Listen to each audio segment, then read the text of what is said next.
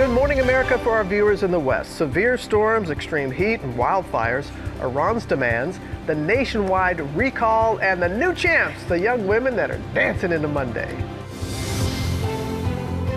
Severe summer storms on the move, the major cities in the path right now.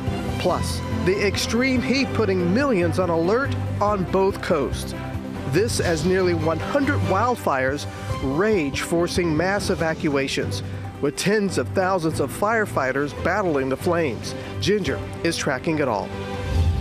Stalemate in the strait. Iran's demands this morning before reopening the critical waterway. How will the White House respond? And the major break with the president. Urgent investigation after a boat capsized in New York Harbor. Rescue boats are now on site. They're saying the baby might be underneath the boat. The boat's captain now under arrest. Water crisis. Officials forcing communities to ration water amid a crippling drought emergency. We're live on the scene in Puerto Rico. Growing demands for answers after Tasia Fortune, a 29-year-old mother of four, was found dead hanging from a tree in Mississippi. Her family now speaking out. The latest on the American woman missing in Grenada since July. Why her husband says that the latest in the investigation, quote, doesn't make sense. Overnight, police responding to the home of Kim Kardashian. What we know about the suspected burglary. Major grocery stores with major recalls. Alerts for more than a dozen products, including wraps and salads that might be tied to the salmonella outbreak. Great white warning. Why one mayor on the Jersey Shore says the beaches are becoming, quote, Jaws all over again. And we're diving into Monday. Diving out and right is Abby Robinson. After a celebration for one special team. And dreams of a championship have come true for North Carolina. This morning, the wonderful World Series father-daughter moment you have to see. Live from ABC News headquarters in New York City, it's Monday. Good morning, America.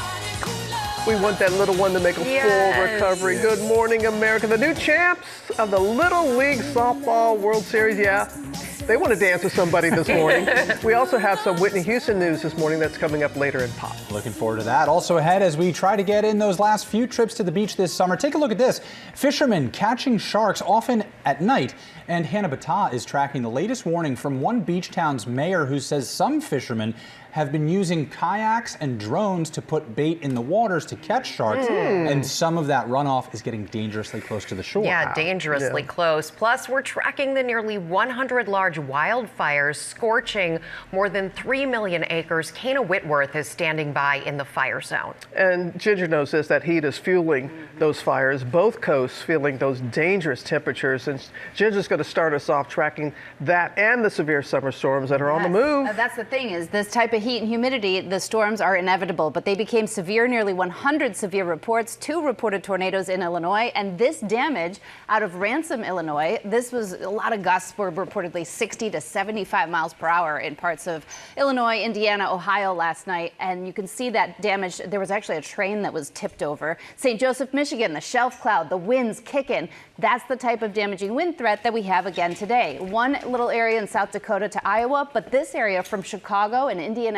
through Columbus and Cincinnati to Pittsburgh, Cleveland, Baltimore, even Scranton, Pennsylvania today, level 2 out of 5 for severe storms. So we're going to roll those through at different times of day. Have 2 ways of getting warnings because it's that type of heat and humidity that's been hanging out here, and we're going to keep it. We've got the heat advisory still through tonight in New York City, coastal Connecticut, back into the Hudson Valley, parts of Long Island. That means that the heat is still to that dangerous level, and it has been cumulative over the last 5 days or so.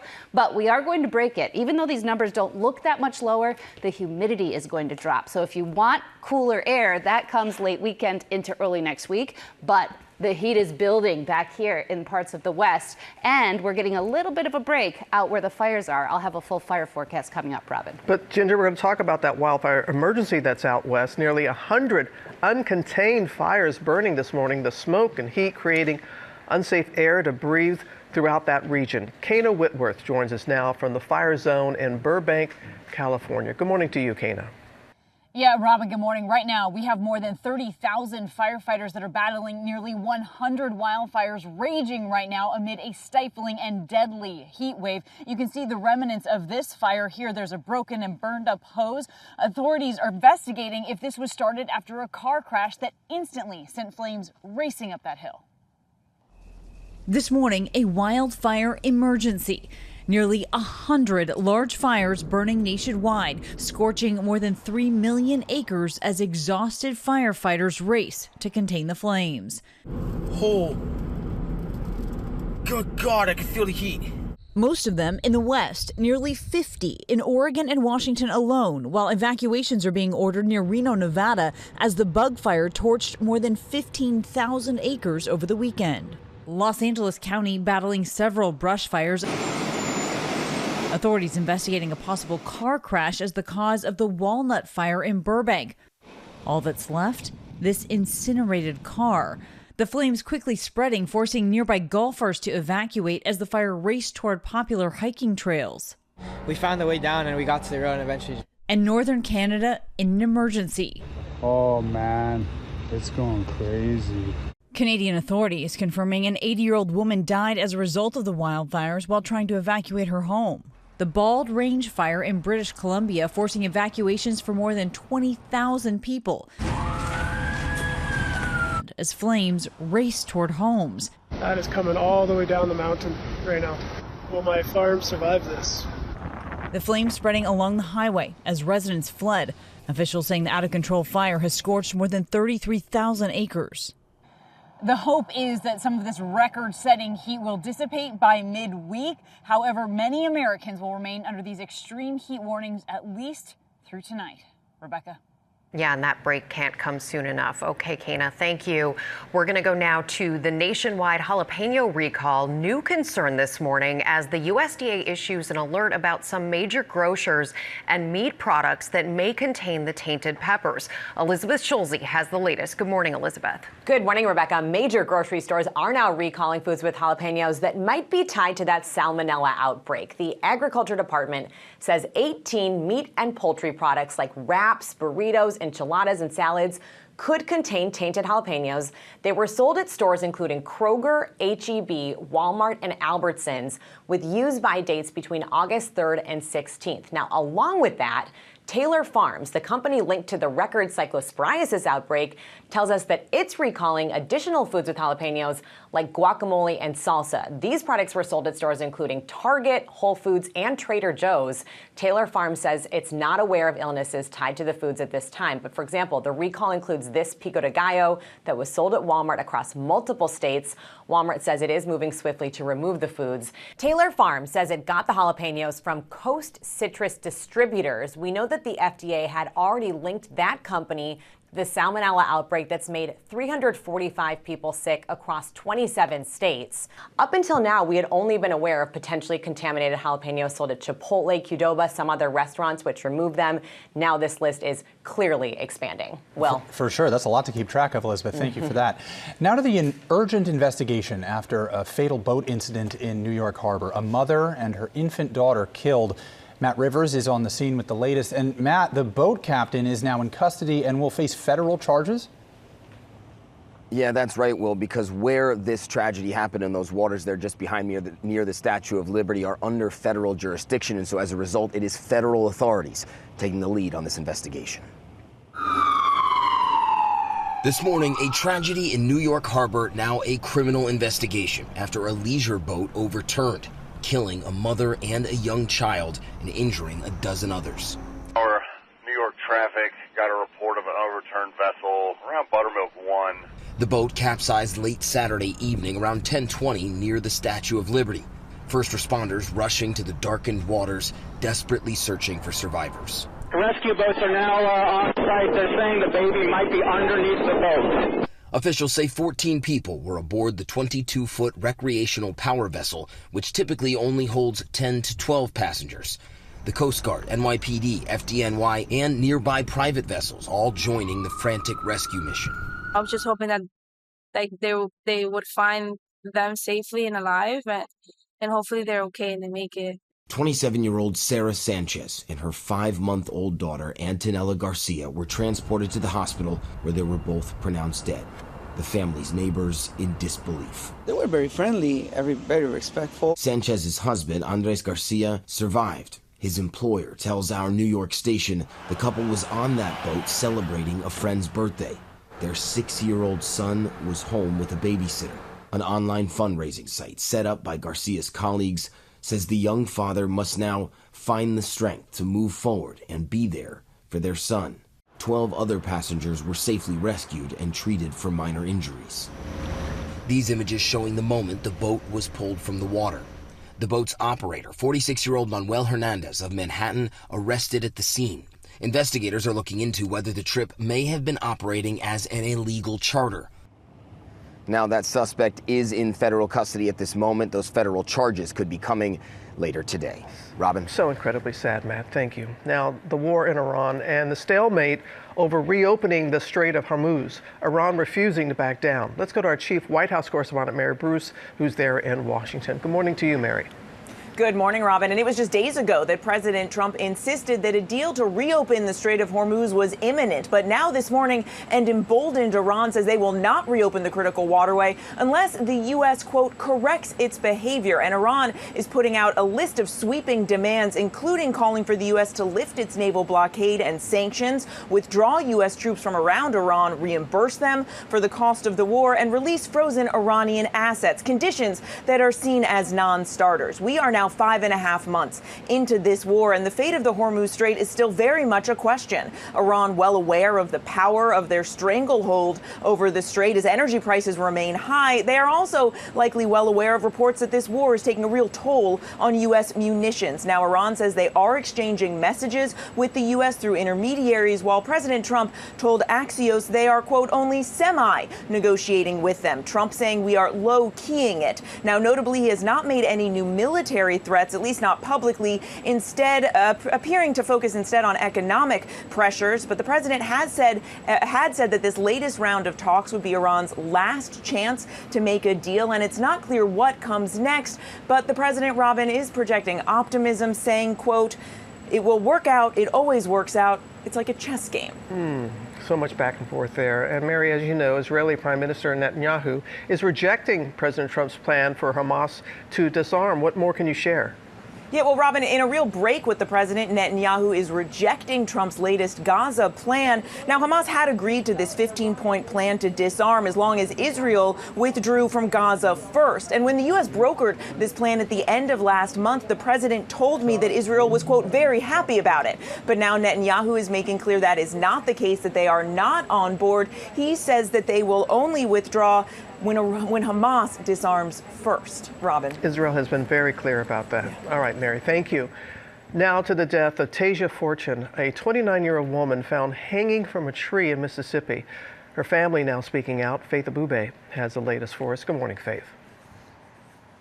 Yeah, good morning to you, Robin. Tasia Fortune's death has alarmed a lot of people, sparking fears about racially motivated murders. Now, police haven't said exactly how she died, but this morning, her mother telling our team that she knows her daughter did not do this to herself.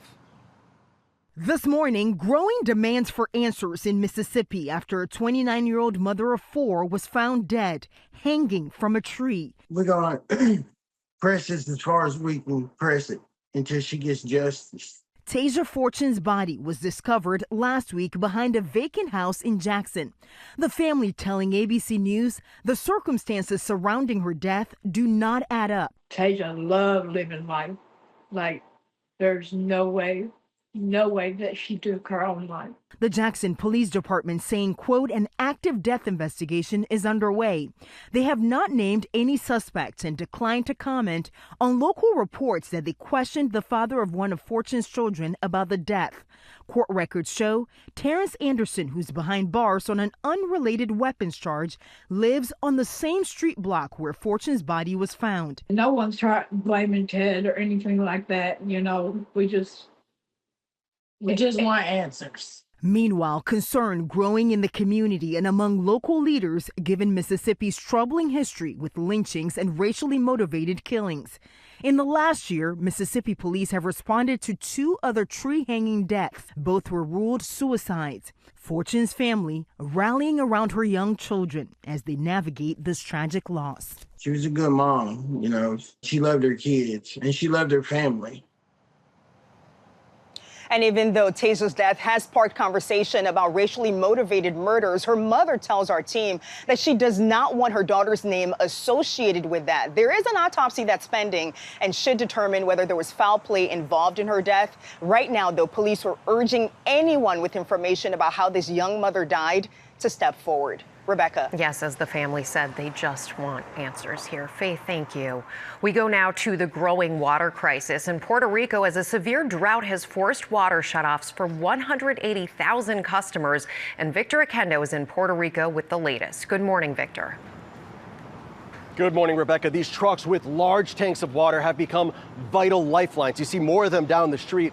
They are supplying water to this entire area, including those condos that you see there in the distance as the U.S. territory grapples with an extreme drought and failing infrastructure.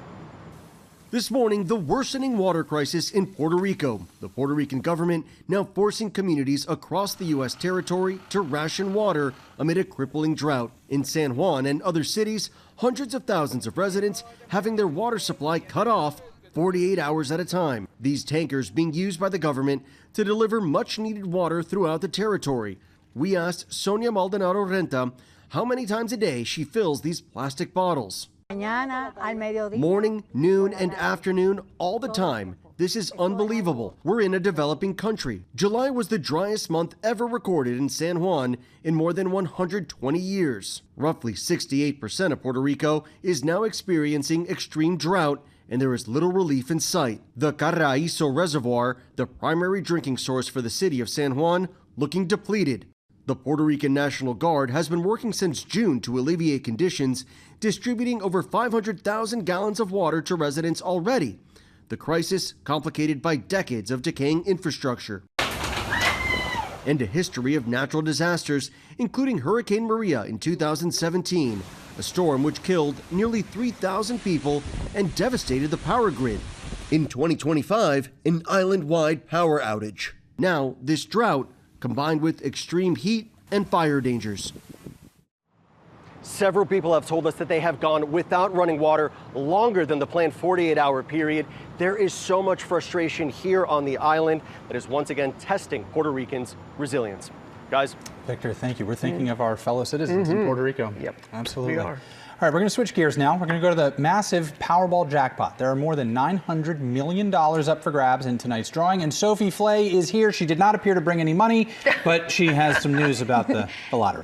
No cash yet, okay. But good morning to you guys. Yeah, the Powerball jackpot is currently standing at the 8th largest in history at $905 million. That's a lot of cash. So let me show you what that physically looks like, well, in graphics, because of course I don't have the cash here. If you stack that money up in $100 bills, that would weigh nearly 10 metric tons, or roughly 2 adult elephants. Wow. If you take it in singles, you better get some shipping containers, 28 of them, in fact. That is how many you will need to house all of that cash. But hey, you've got life-changing money, right? Let's spend it. An average movie theater ticket price in the U.S. is $18. If you spent that jackpot on movie tickets, you could see Spider-Man Brand New Day more than 50 million times, Robin. You're laughing, but you could also buy a whole lot of popcorn. Would you even have time in a life to watch it 50 million times? No. But hey, you can't win if you don't play. That's the next right. drawing is tonight, you guys. We'll see what happens then. Thank you as always, Thanks, Sophie. Coming up, breaking overnight, police responding to the home of Kim Kardashian, what we know about the suspected burglary. Also ahead, we are hearing from the husband of the American woman gone missing in Grenada, why he says the new clues about her disappearance just don't make sense. And Hannah Battah is on a New Jersey beach with a great white warning. Hannah? Hey, good morning. Yeah, a mayor along the Jersey Shore is sounding the alarm about fishermen using bait to chum the waters and lure sharks, but potentially also luring them closer to swimmers. I'll tell you what that mayor wants to do about it. That story coming up. Coming up, celebrations at the Little League Softball World Series. And the surgery that could dramatically lower a woman's risk of ovarian cancer. And we're kicking off our tour of the best diners in America.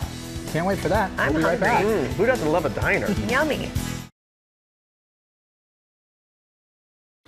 You know, it's funny, putting the suit on, it feels different this time, somehow. It's also the first time we've ever had fans on set for day one, so it's really exciting to share this with them. You know, I'm just going to do my best, hopefully get it right, no pressure. I think we can say the pressure is off, Tom. Yes. Okay, the fourth installment in the franchise, setting brand new records after its second weekend in theaters, both here in the U.S. and globally, and we'll tell you all about it coming up in Pop News. It really is doing great. It is. I still got to see it. I can't wait. But first, here is what's new at 7:30. Todd Blanche is starting his first official week as the Attorney General of the United States. President Trump's former personal lawyer was confirmed by the Senate on a 50-49 vote at 4:31 a.m. on Saturday. And with that contentious and controversial vote concluded, the Senate then went on a 5-week recess. Blanche had been acting Attorney General since April when President Trump fired Pam Bondi. And Hunter Biden says his father's prostate cancer has spread to other parts of his body. Now 83, former President Joe Biden revealed his cancer diagnosis last year, and his son says it's been tough on the family as Biden has been dealing with significant pain. We continue to wish him all the best. And 5 new members of the Football Hall of Fame were inducted this weekend, including the incredible quarterback, Drew Brees. I may be a little biased. The New Orleans Saints great played an important role in the city's recovery from Hurricane Katrina, and in his emotional speech, Brees thanked the Crescent City for that honor. New Orleans, you accepted me, you embraced me, you believed in me, but more importantly, you trusted me with the soul of the city, and I would have died to protect that calling. I'm telling you, it was shortly after, a few years after Hurricane Katrina, and still in the recovery process. And I was there in Miami when they beat Peyton Manning and the Colts, which was the upset. And it just was such a boost for the city. But he's such a great guy. He really is. He really is. And I remember he told you back then he felt saved by New Orleans. And it was such both parties coming together and doing good for one another. Yeah. So we congratulate all the inductees. Absolutely, all of them. We're going to go now to breaking news overnight. An attempted burglary at Kim Kardashian's home. Trevor Ault is in Los Angeles with the very latest on that. Good morning, Trevor. Good morning, Rebecca. And we know Kim Kardashian has been the victim of a high-profile robbery before, so we're now learning about this new incident. A suspect over the weekend here in L.A. taken into custody outside the reality star's home after allegedly breaking into it. Overnight, police responding to the home of Kim Kardashian after a suspected burglary. That call, possible break-in at location 10 to 15 ago. State security at location caught male white adult bald, wearing glasses and a white t-shirt, leaving location in a white Lexus with items from the house, third-hand info. Deputies with the Los Angeles County Sheriff's Department responded to the Hidden Hills area property Sunday afternoon after reports of a break-in in progress. Is that white Lexus the one that's towards the back of the property? Yeah, that's affirmative, sir. That's going to be the suspect vehicle per the informant. This location is supposedly unoccupied. Authorities have taken a 27-year-old into custody. The investigation remains ongoing. Kardashian was not believed to be home at the time. She and her children have reportedly been staying at a nearby rental while the $60 million property undergoes renovations. And this would not be the first time Kardashian has been the target of a robbery. In 2016, 5 masked gunmen disguised as police allegedly stormed her luxury hotel suite in Paris during Fashion Week, bound and gagged her, and made off with roughly $10 million in jewelry. 8 people were found guilty in connection to that armed robbery. Investigators believe the thieves tracked Kardashian's movements through her social media posts. People really knew my every move. They knew what I had. They knew where I was, what I was doing, and that to me really changed maybe the things that I post. Yeah, after that Paris robbery, Kim Kardashian said she stopped posting her real-time locations on social media and she upgraded her private security detail. We have reached out to her for comment on this new alleged burglary. We have not yet heard back, Robin. All right. Thanks to you, Trevor. Now, the American mom who vanished on vacation in Grenada, her husband now saying she likely drowned, but adding that her disappearance doesn't make sense. Our Rhiannon Alley is here with the latest. Good morning, Rhiannon. Good morning to you, Robin. Yeah, what happened to Liz Waddell? It has been more than 2 weeks with no sign of her. Her husband says he spoke with 2 people who say they saw her that afternoon, but there are still no answers on what happened to her on that fateful day in Grenada.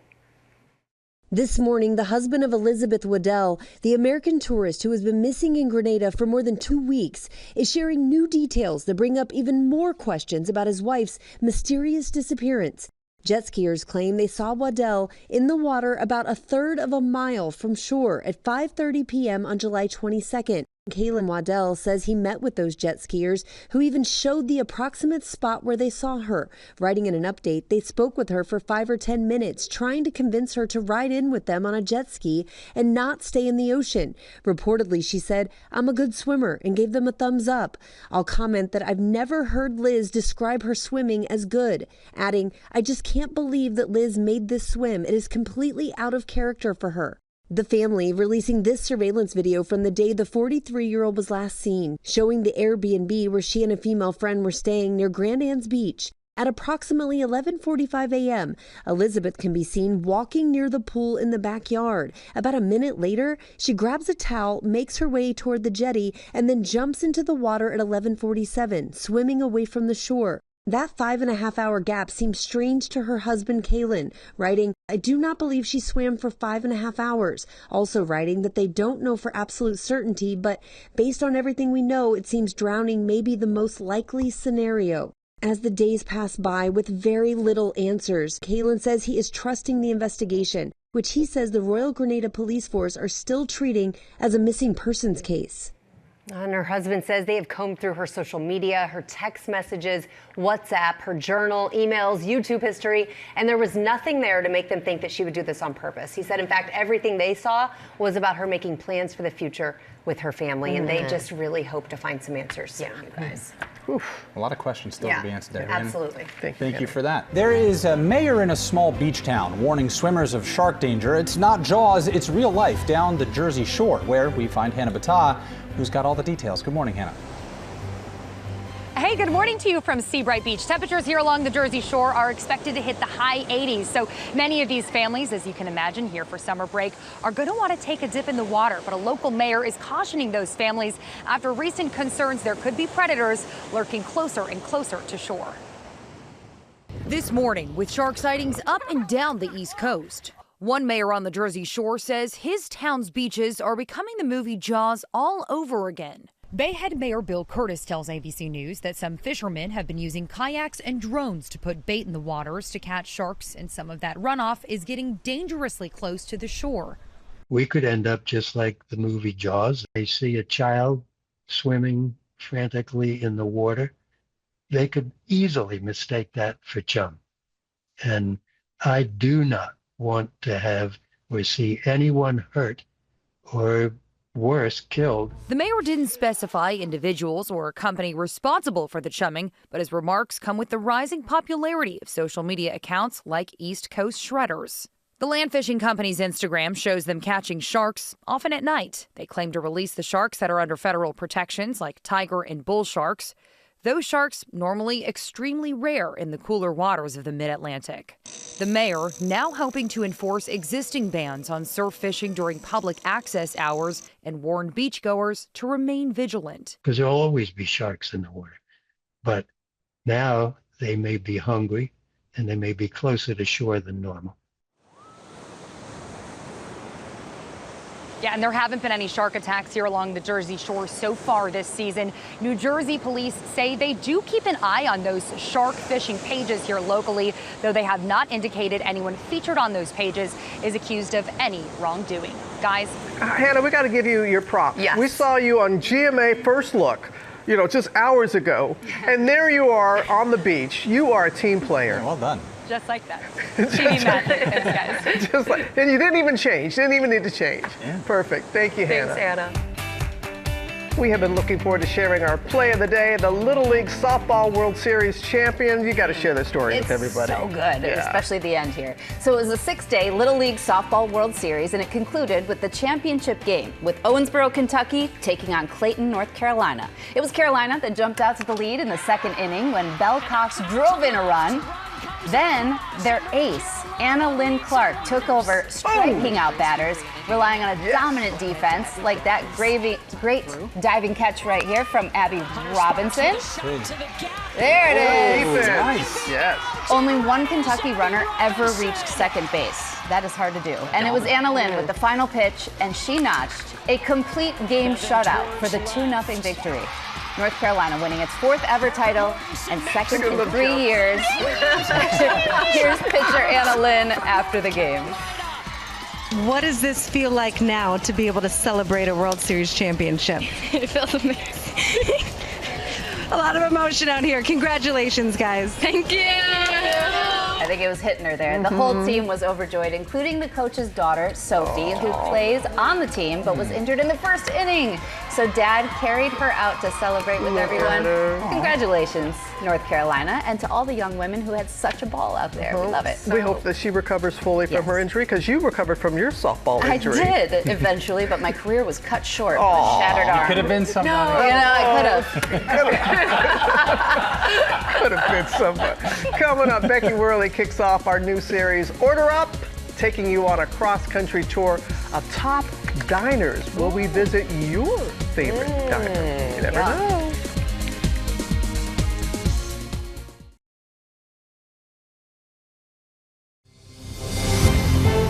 Good morning, America. It's 8 a.m. Severe summer storms on the move. The major cities in the path right now. Plus, the extreme heat putting millions on alert on both coasts. This as nearly 100 wildfires rage, forcing mass evacuations. Breaking news for our viewers in the West. A 7.4 magnitude earthquake rocking Colombia and Ecuador. Residents evacuating homes and buildings. Preventing ovarian cancer. Just see this disease take everything from them. The surgical option most women haven't heard of that can reduce the risk of the deadly disease by 80%. What you need to know before making your decision. Sleep divorce? I'm not really sure if I can keep doing this. Why some couples say getting one is good for their relationship. And Order Up. I love that it's consistent every time you come here. It's like a great breakfast staple. We're on a cross-country tour to find the most delicious diners in America. And this morning, we're stopping at a place where rock music meets breakfast staples.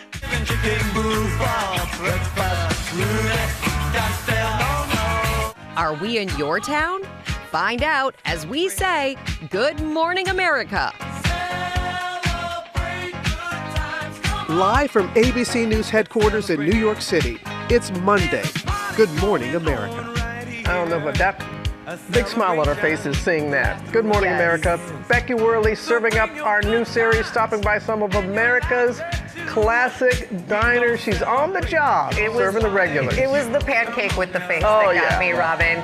Becky Worley is at our first one this morning. She's with some of the regulars serving up their coffee. And wait until you hear who one of the co-founders of this diner is. That's coming up. Very excited for all that. Also ahead, 30 years after hip-hop giant Tupac Shakur was gunned down, now the trial is set to begin for his murder. But first, we're going to take a look at the top stories that are breaking at 8, starting with dangerous temperatures on both coasts and the severe summer storms that are on the move. Ginger, you know, tracking it all for us.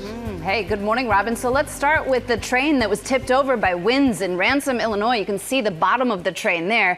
We had 50 to even 75-mile-per-hour gusts, nearly 100 severe storm reports, including 2 reported tornadoes in Illinois. So it's been a big 24 hours, but an even bigger ahead because we've got this pocket from South Dakota through Iowa. Also, Chicago tonight, Indianapolis over to Toledo. Cleveland, Pittsburgh, Scranton, Pennsylvania, all in a level 2 out of 5. So there will be different rounds of storms that blow through. Damaging wind is the main hazard. That means that you could see power lines and trees taken down. Now, part of this is fueled by heat and humidity, which we've been dealing with for days here in New York City. We still have a heat advisory up through coastal Connecticut, in through Long Island.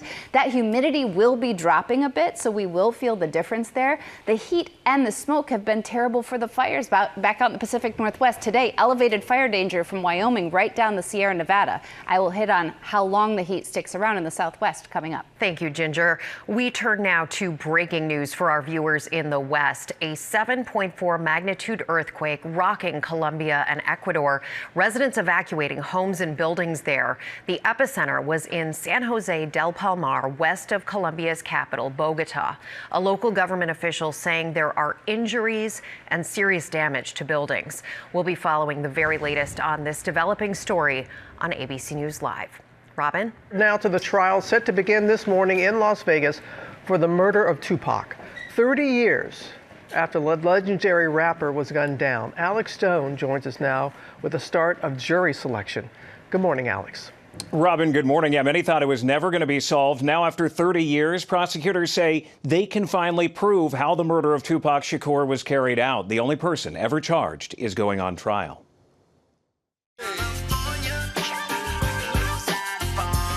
Tupac Shakur was a hip-hop giant.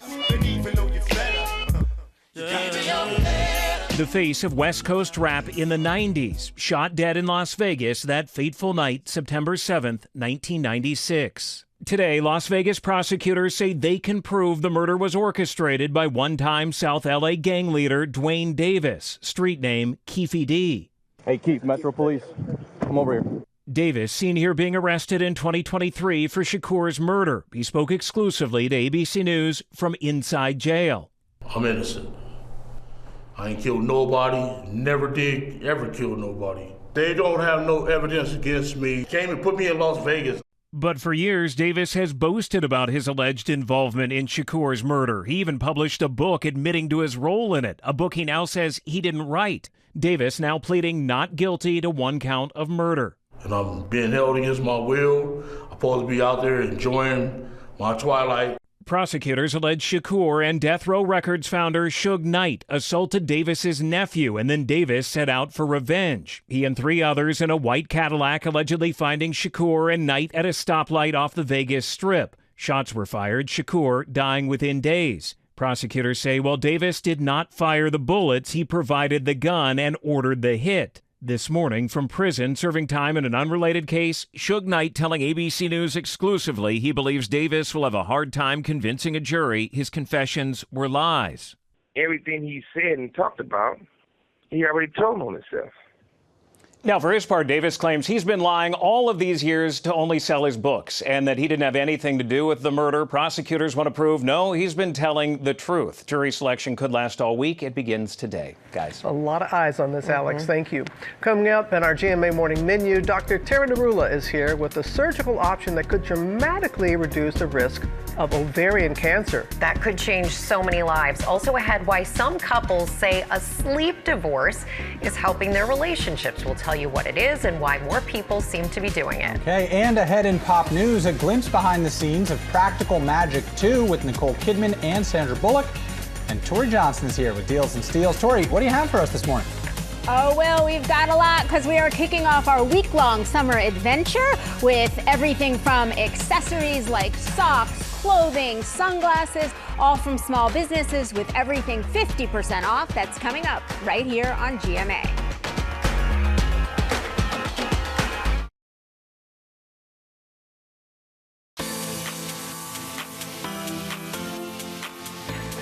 We are back now with our GMA cover story and something many women have not heard of that may lower the risk of ovarian cancer by 80%. 80. Rhiannon Alley is back with a story we first saw in the New York Times. Rhiannon? Yes, Robin, 80%. Ovarian cancer is known as the silent killer because there is no reliable screening method and the symptoms can be really vague. So now doctors at some of America's top cancer hospitals are teaming up with Breakthrough Cancer to research a new prevention strategy that they say could save thousands of lives. She was an amazing sister, wife, mom, grandmother. Kira Wynn was a college senior when she lost her mother, Linda, to ovarian cancer. When you see somebody go through what my mom went through, just see this disease take everything from them and in turn take everything from you. I don't want my kids to ever have to go through what my family has gone through. Ovarian cancer impacts more than 20,000 women each year. Most cases aren't discovered until later stages after it is spread throughout the body. Only 30% of those patients are expected to survive beyond 5 years. Many women have no idea most cases of ovarian cancer actually start somewhere else. The most common deadly type comes from the fallopian tube. Tiny cancer cells that form on the end of a fallopian tube. They slough off, sort of like dandruff does from our scalp. And so that's how this cancer spreads. It's by shedding all throughout the abdominal cavity. Research shows women who have had their fallopian tubes removed, a procedure called salpingectomy, have an 80% lower risk of developing ovarian cancer. The number one eligibility criteria for this intervention is that women do not need their fallopian tubes for future fertility. And that can mean that you're done having kids, you never wanted kids, you're going to adopt kids, you're going to do IVF. The American Cancer Society and the American College of Surgeons both recommend offering patients opportunistic salpingectomy at the time of other planned procedures, such as hysterectomy, or instead of tubal ligation. Based upon current projections, we think that if women were able to universally choose fallopian tube removal at the time of hysterectomy and as an alternative to tubal ligation, that would save almost 2,000 lives from ovarian cancer every year. Now 37 years old with 2 children of her own, Kira recently underwent a hysterectomy along with salpingectomy, confident her mother would be cheering her on. I will be there for my grandkids. God willing, and I know it's not going to be because ovarian cancer took me from them.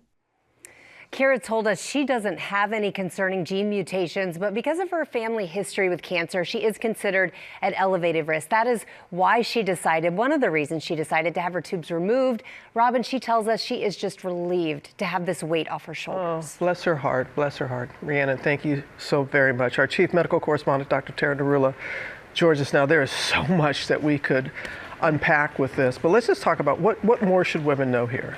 Women need to listen to this story because unfortunately so many women and doctors don't know about this, Robin, and you and I were just talking. This has actually been recommended since the 2013-2015 and no one has talked about this. So first of all, it's important to understand what your risk is, right? So if you have a family history like here in the piece, talk to your doctor about getting genetic testing, screening, or counseling.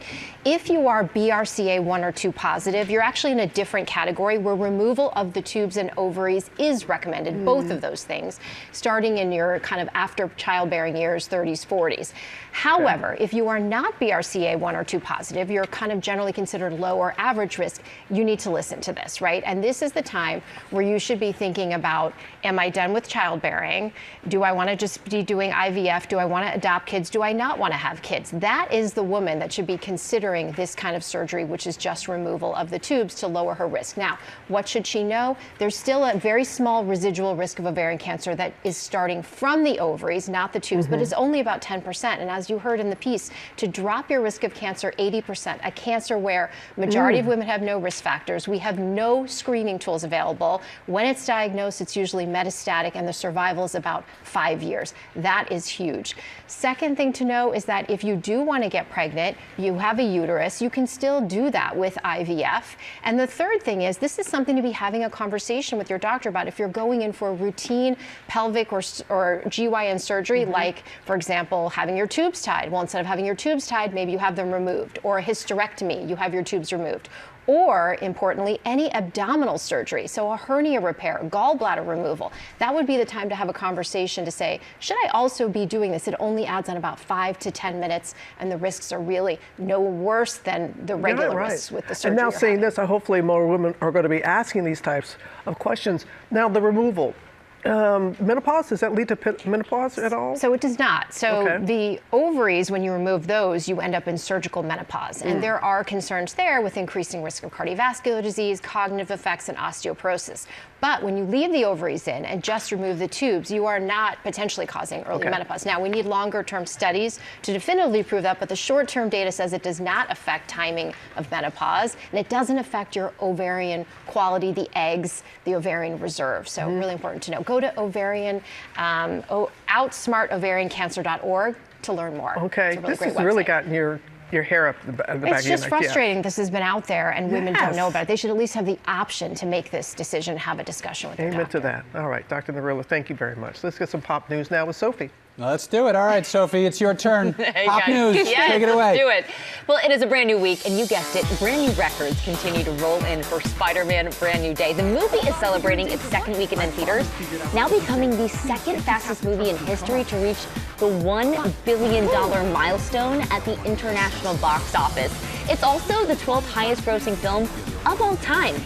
And when you think Spider-Man, you may think Tom Holland, Zendaya, or now Sadie Sink. But there is one actor proving there are no small parts if you put in the work. British-Nigerian actor Niyi Akin is going viral for his brief but memorable part in the film, a moment that's even in the trailer. Take a look. Yo, Spider-Man, you okay? You get rid of that monster inside you? Think I might go see how MJ's doing. Thousands of fans have flooded social media to praise his short but sweet role, including Oscar winner Michael B. Jordan, who wrote online that Akin did a great job. Akin telling the BBC that he's loved the Spider-Man comics since his childhood, so this role was a dream come true. Spider-Man Brand New Day is, of course, in theaters now, you guys. And it's so good. I gotta go see it. Yes, you do. Yes.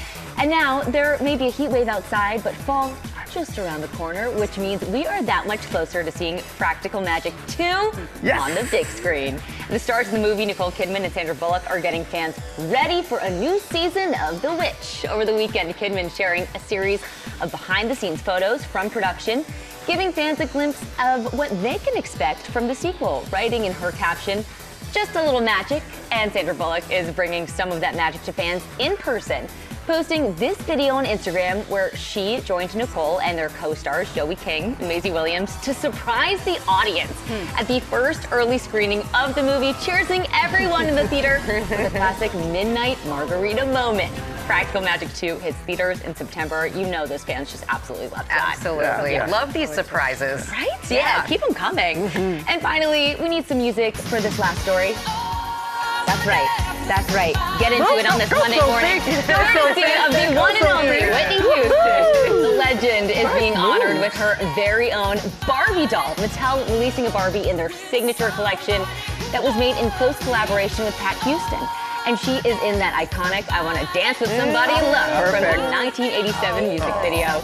The doll was unveiled Saturday evening at the 5th Annual Legacy of Love Gala presented by the Whitney E. Houston Legacy Foundation.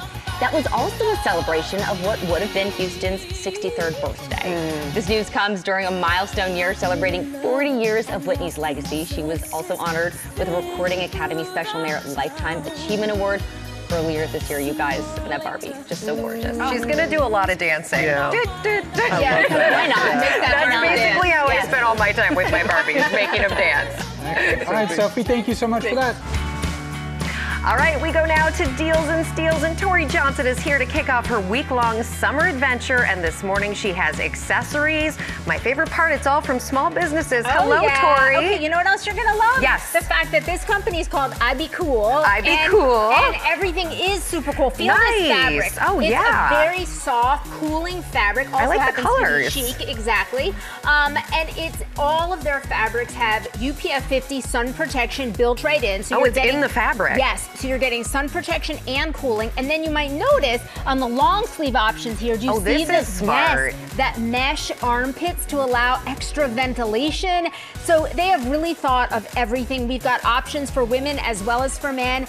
I'd like to say that the men's pants also come with UPF protection and they have an anti-stink technology. Oh. Can't forget that, you guys. In the pants, so yeah, got whether it. you're going from golf to brunch to dinner to and errands, they got you covered and it's all half price. I like that. Okay, this is really cool. So this is called the Breezer hat. The Breezer hat. And you see that it's crushable like Travel. this, so that you can travel, very travel friendly. And it's this entire like ventilated hat that allows, you look so cute in that. Yeah, so it looks chic too, but it allows this breathable mesh in the crown, allows just airflow to go through, plus a moisture wicking sweatband on the inside. And then I love that it's got that crushable design, plus it has UPF 50 sun protection as well. Built right in. Built right in. We love that to make it easy on you, and these are all 50% off. And I love the breathable because I feel like too many hats, especially with kids, they're always complaining that their hat is hot, but you want the sun off of them. You got it.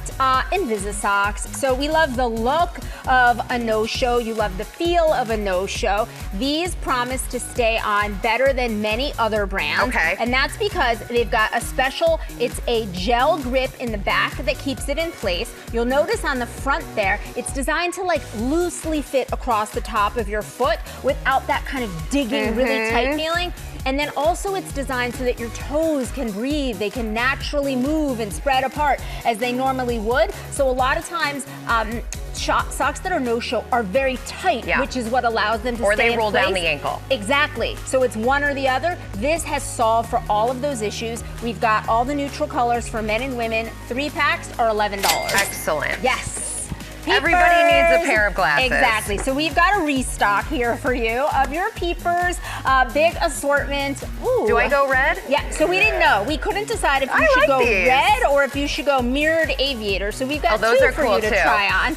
Blue light glasses, readers, sun readers, bifocal sunglasses. We've got the big assortment today. Oh, I'm feeling those. I really, really like those on you. But guess what? At this price, RJ, you can buy both of them. Hooray. $12.50 to $16. The whole assortment from Peepers is slashed in half. Excellent. Okay, I think you're gonna really like this one because we're getting a lot of oohs and ahs in the studio. Okay.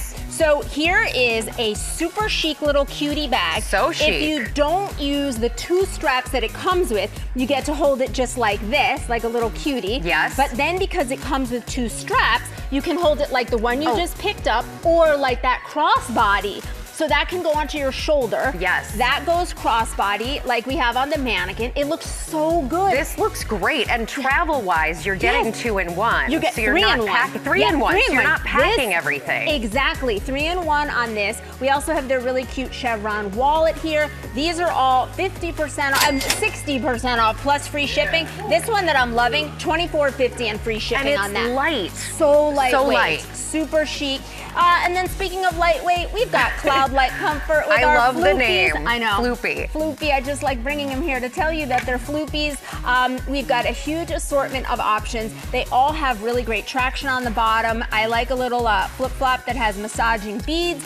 But what I love most is that every option is $17 plus free shipping. I love most that you always take care of us, Tori. And we have partnered with these companies on these great products. You can get them at gmadeals.com or that QR code on the screen takes you right there. And coming up after our break, Becky Worley is at the first diner on our new delicious cross-country tour across America. You can't wait to hear the story behind this one when we come back.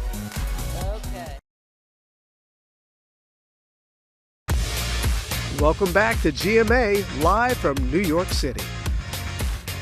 And back here on GMA, we hope that you're hungry because we're kicking off our brand new series, Order Up, Diners Across America. Becky is on a delicious cross-country tour to find the best diners. So where are you this morning, Becky? Guys, good morning. I am in my home diner. This is Rudy's Can't Fail Cafe in Emeryville, California, and they are serving up delicious food with a side order of California rock and roll.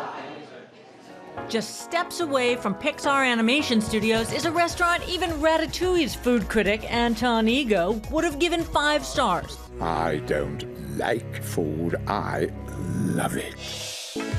It's called Rudy's Can't Fail Cafe.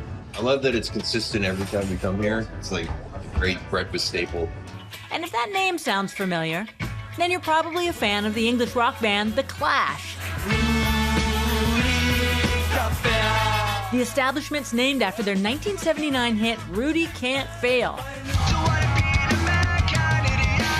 And music is a running theme at the cafe. One of the co-founders, none other than Green Day bassist Mike Dirnt.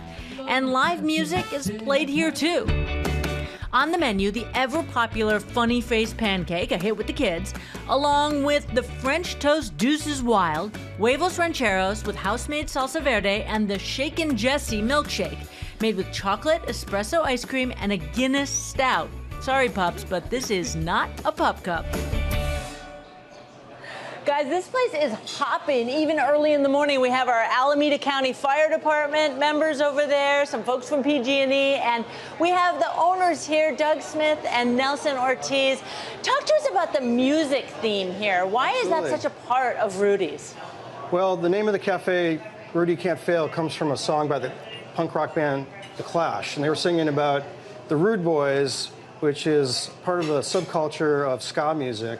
The founders of Rudy's were actually a local business group and punk rock musicians, including Mike Dirnt from the band Green Day. Oh, that is cool. And they are an East Bay band. Definitely so East Bay. They are all American, all East Bay, California. You got it. And this food, Nelson, is amazing. My favorite, personally, when I come here, I get the Eggs Benedict, and this is with a crab cake.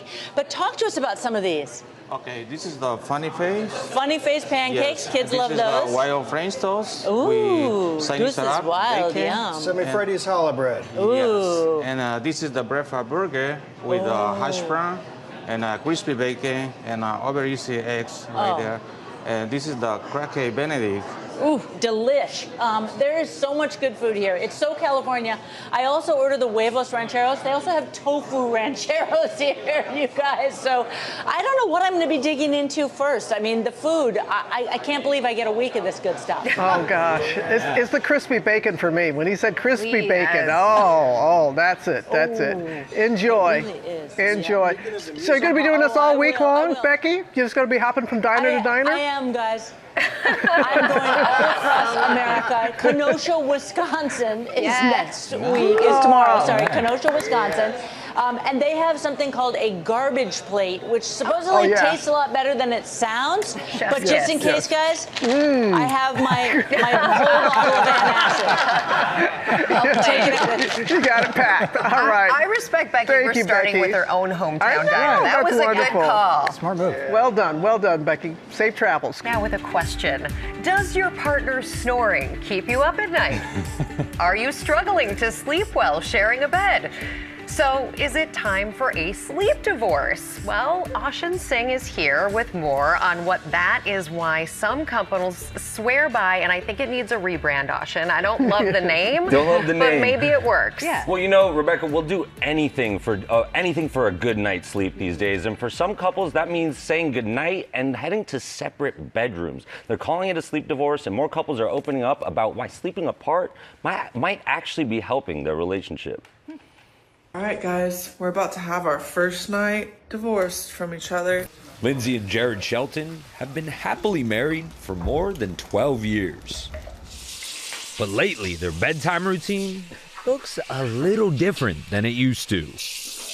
Instead of snuggling together, they kiss goodnight and head off to separate bedrooms in what's known as a sleep divorce. I mean, he's been snoring since the first time we slept in the same bed together, but it started bothering me more the longer we were together. I'm not really sure if I can keep doing this. Yeah, I've always had trouble sleeping, so anything wakes me up. Earlier this year, they took the plunge and began sleeping separately. And Joe, were you nervous about bringing it up to Lindsay?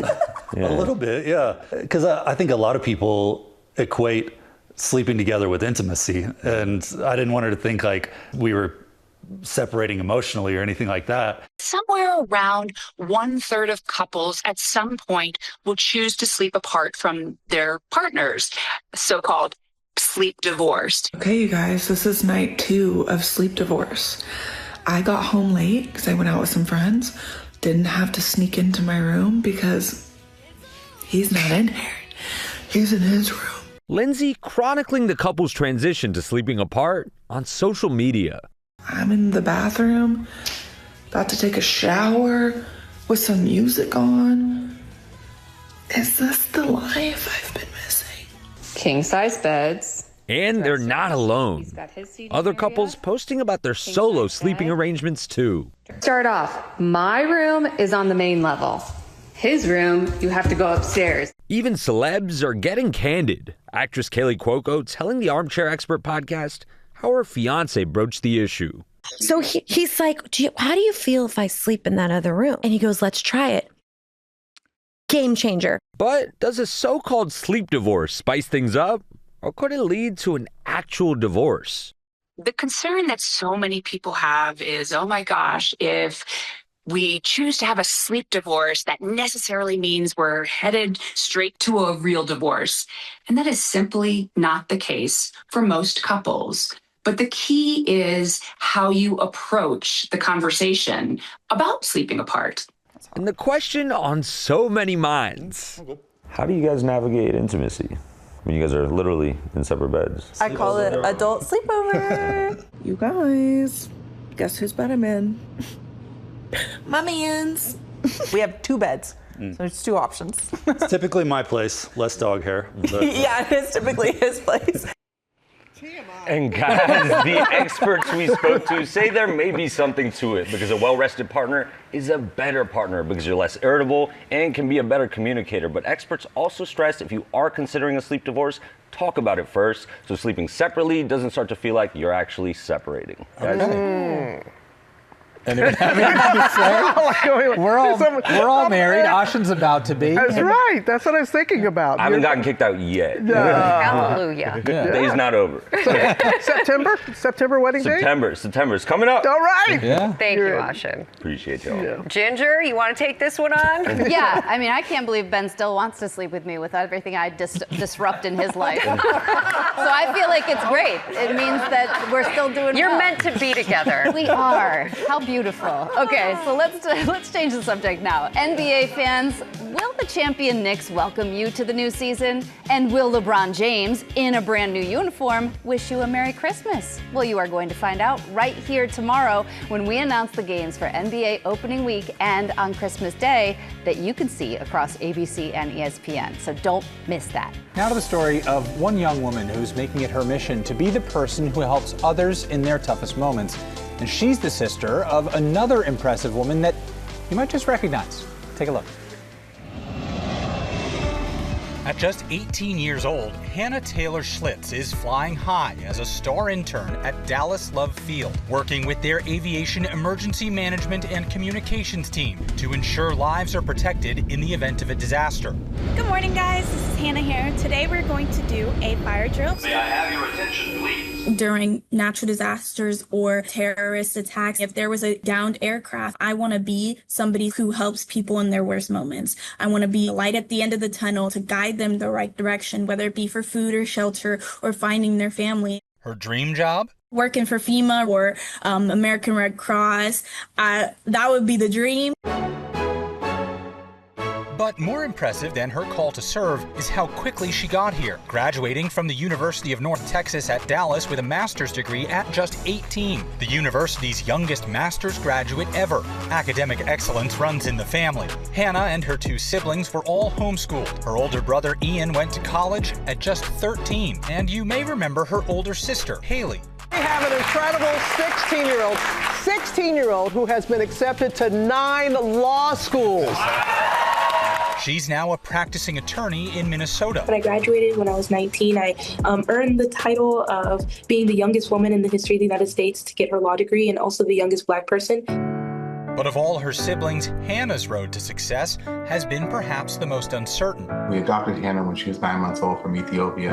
That's her. Hi. Her mother and father had passed away from tuberculosis. And when we got her back to the United States, she was designated with TB and actually was very ill. She spent a week in the hospital and over the next year received the treatment she wasn't able to get from her home country. Though the thing that I always tell Hannah is you were one that got to live, and she recognizes the gift. She was 3-4 years old, reciting back to us, I'm here for a reason and I'm going to make a difference in the world. Part of making that difference, building public awareness about TB, so what happened to her biological mother doesn't happen to others. It's very personal to her. A mother dies and a child is orphaned because society couldn't provide medicine that's a few cents a day. I think that Hannah is a testament, and her voice can help bring awareness to it because nothing changes without people being aware. It's such an honor to be your father, and thank you for allowing me to have this opportunity to do this with you. And I'm so proud of you. Wow. What a remarkable family all the way around. Inspiring, accomplished. Really great. That was lovely. Coming up here, though, best-selling cookbook author Caroline Chambers is here. We've got quick, easy, delicious dinner ideas. That's coming up after the break.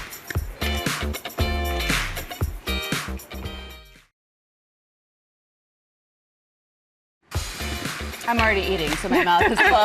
We are back, and we are going to help you get a delicious dinner that will make everyone happy and on the table in 30 minutes or less. Please help us with this. Best-selling cookbook author Caroline Chambers here with recipes from her new cookbook, What to Cook When You Don't Feel Like Cooking, which is most days for most people. Yes, making it fast. So please, you were here last time on GMA with your other book, but now what are we going to find tips-wise in this new book? Okay, so I came on with What to Cook When You Don't Feel Like Cooking, the first book. This book, 2 years later, is all of my learnings from that first book and from, I write a newsletter also called What to Cook, which you're a subscriber Which of. I always love it in my inbox. I love being in your inbox, and I've basically learned from my readers that they are really making the 15 and 30-minute recipes over and over and over again. Those are the ones that become family staples, keepers, so I wrote a whole book of them. And that's so good. So we say to ourselves, my husband always says, this is a keeper because it was easy and everybody loved it. Right, and everybody's always waiting for dinner, so you just want to get it on the table quickly. And you are making with us what's on the cover of the cookbook today. Right. Tomorrow is pub day, so I was like, we got to make the cover girl. Let's do it. On Good Morning America. And it's kind of like a lasagna. Everybody's got the zucchini. I've got a billion of them. Yes, I am known for having a difficult time naming my recipes. My editor, who's here with me, is always like chopping them in half. So this is lasagna vibes zucchini turkey skillet. Yes.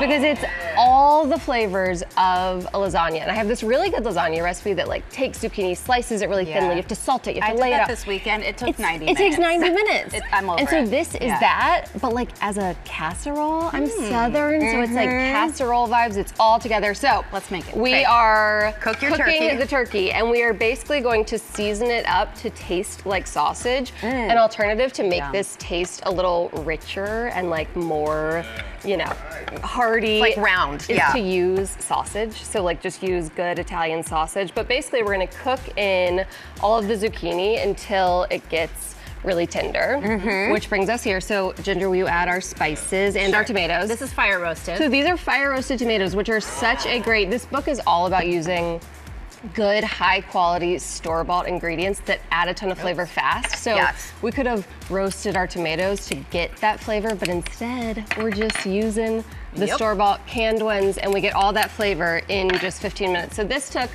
5 minutes. This takes us to 10 minutes. We stir in the spices, all of the tomatoes, get that like really saucy and delicious. And if you have a little more time, like cook it a little longer over low heat. Simmer it if you have the time, but if you don't, you arrive here. And this is where we get the sort of lasagna vibe. And this is where we get the lasagna vibe. We have now this like kind of base of zucchini and the meat and the spices and the tomatoes, and we're plopping on the ricotta.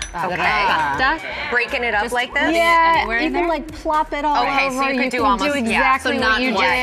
I love what she did. I like to get things done. That's the thing with these recipes. Like, it's all going to the same place. It's all delicious and easy. And a little red pepper. And a little red pepper if you don't have kids who will immediately reject it. Sure. And then you're going to cover it. Simmer it. Or you can throw it under the broiler. Again, there's a lot of tips in the book that are called extra tips. If you have an extra minute, throw it under the broiler. Get like that nice brown lasagna. But if you don't, just cover it. And then here we are. Voila. A little basil. A little basil on top. And you've used one pan, which also is a key. This entire book is full of one pan, one pot, sheet pan. We like as minimal dirty dishes as possible. And now, should we move on? Because I know that you should move. Created something that a lot of people would love to eat. Yes. This does not look like 30 minutes. So I love like cheap store-bought ramen noodles. I think that they're one of the best pantry staples possible. I lived off of ramen for many years of my life. We all did. And so this is warm sesame noodles with bok choy and red bell pepper.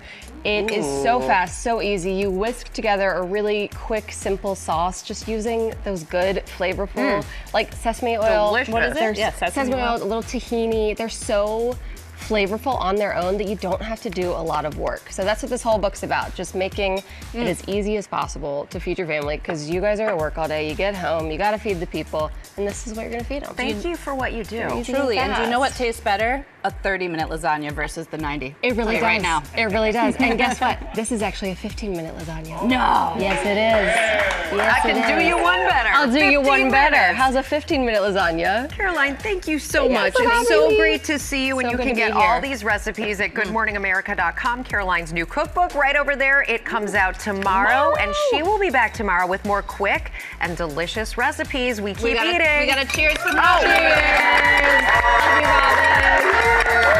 What a way to start the week. Caroline today and Caroline tomorrow cooking for us as well. Thank you.